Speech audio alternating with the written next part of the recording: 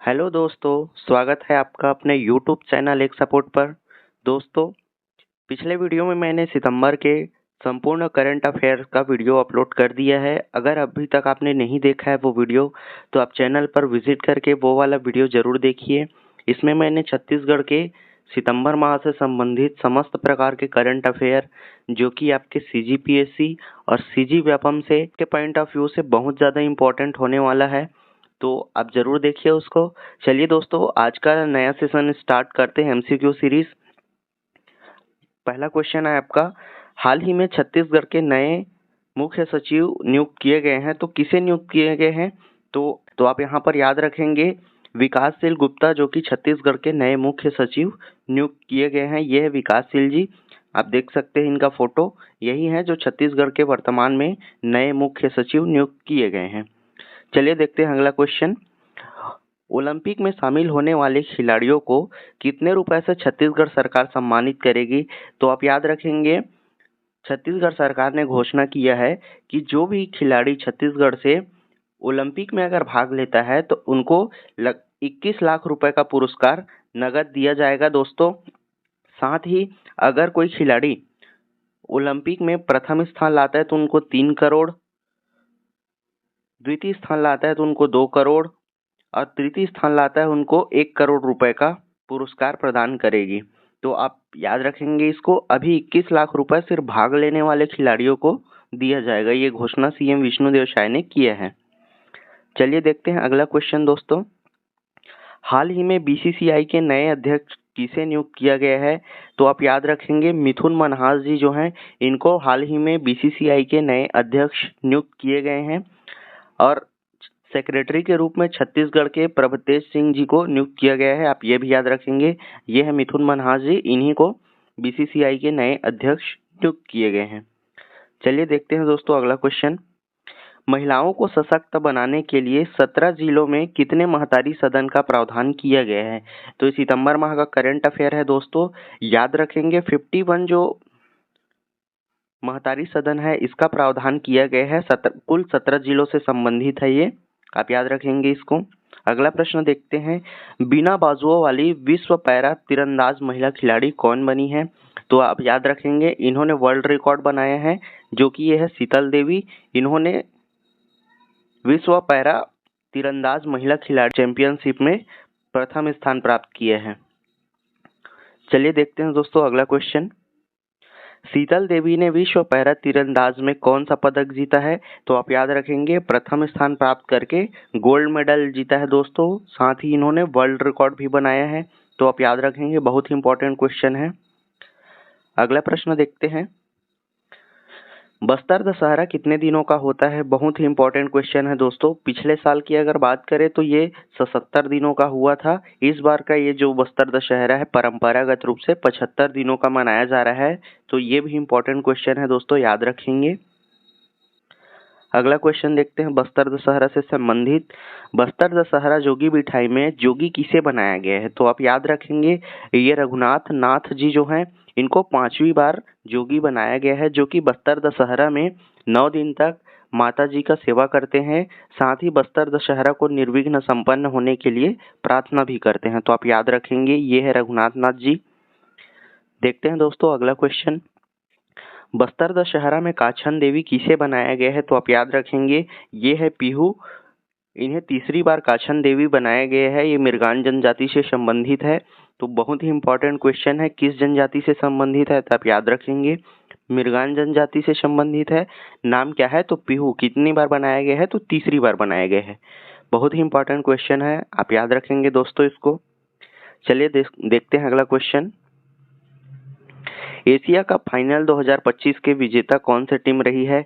तो आप याद रखेंगे, बहुत ही इंपॉर्टेंट क्वेश्चन है दोस्तों। भारत ने पाकिस्तान को 5 विकेट से हराया दोस्तों। 147 रन का टारगेट चेस किया है भारत ने।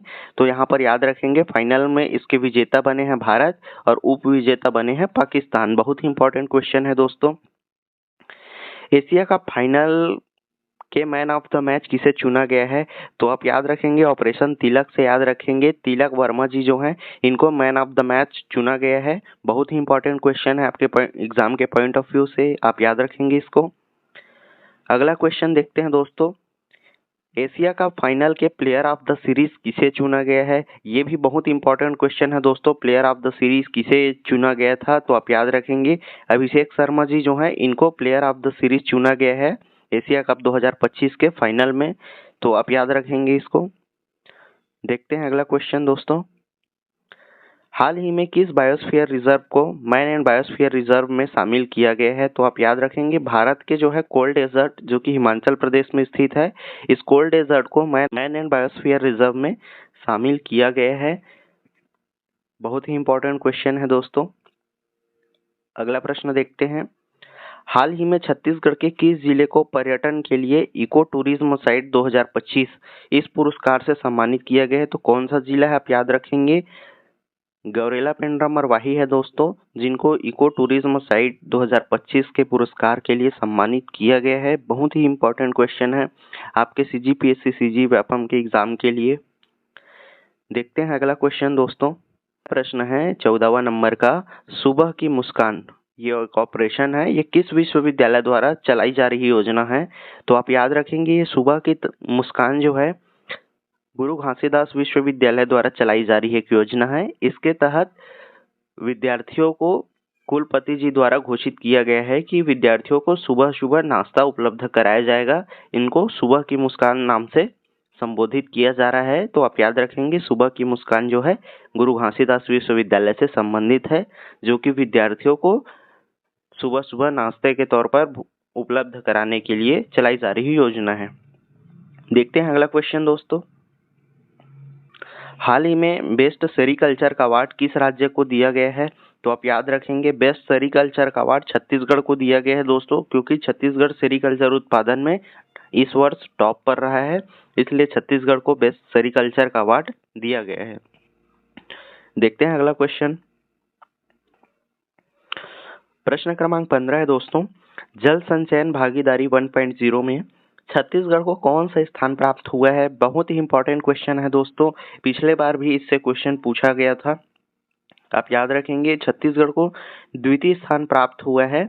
बहुत ही इंपॉर्टेंट क्वेश्चन है दोस्तों। अगला प्रश्न देखते हैं। 71वें राष्ट्रीय फिल्म पुरस्कार में बेस्ट संवाद लेखन के लिए, आप याद रखेंगे संवाद लेखन के लिए इसका पुरस्कार किसको प्रदान किया गया है? तो आप याद रखेंगे दीपक किंगरानी जी जो है छत्तीसगढ़ से संबंधित है, जिनको 71वें राष्ट्रीय फिल्म पुरस्कार में बेस्ट संवाद लेखन का पुरस्कार प्रदान किया गया है। अगला क्वेश्चन देखते हैं दोस्तों। भारतीय बास्केटबॉल टीम एशिया कप 2025 में छत्तीसगढ़ के किस खिलाड़ी का चयन किया गया है? तो आप याद रखेंगे अभी एशिया कप 2025 हुआ था, जिसका फाइनल भी फुटबॉल में भारत ने ही जीता है। तो इसमें छत्तीसगढ़ से किस खिलाड़ी ने प्रतिनिधित्व किया है? तो आप याद रखेंगे दिव्या रंगारी जी जो है, इनको बास्केटबॉल टीम में छत्तीसगढ़ से चुना गया था और ये उनमें पार्टिसिपेट की थी फाइनल मैच में। तो आप याद रखेंगे इसको। अगला क्वेश्चन देखते हैं दोस्तों। छत्तीसगढ़ के किस व्यक्तित्व को अटल भूषण पुरस्कार 2025 से सम्मानित किया गया है? बहुत ही इंपॉर्टेंट क्वेश्चन है दोस्तों। आप याद रखेंगे प्रबल प्रताप सिंह जूदेव जी, इनको छत्तीसगढ़ से अटल भूषण पुरस्कार से सम्मानित किया गया है। आप याद रखेंगे ये अटल जी के जन्मोत्सव के अवसर पर प्रदान किया जाने वाला पुरस्कार है दोस्तों। तो ये किसको मिला है? प्रबल प्रताप सिंह जूदेव जी को मिला है। आप याद रखेंगे इसको। देखते हैं अगला प्रश्न दोस्तों। छत्तीसगढ़ के प्रथम फ्लोटिंग सौर विद्युत संयंत्र कहाँ स्थापित किया जा रहा है? तो आप याद रखेंगे ये मरोदा जलाशय जो कि भिलाई में स्थित है, वहाँ पे इसका संचालन किया जा रहा है। बहुत ही महत्वपूर्ण क्वेश्चन है दोस्तों, तो आप इसको याद रखेंगे। साथ ही ऐसे ही नए करंट अफेयर के लिए आप हमारे चैनल के साथ जुड़े रहिए। मैं आपको कंटिन्यू करंट अफेयर का सीरीज उपलब्ध कराते रहूँगा। तो कीप वॉचिंग, कीप लर्निंग, पढ़ते रहिए दोस्तों, सीखते रहिए। Thank you.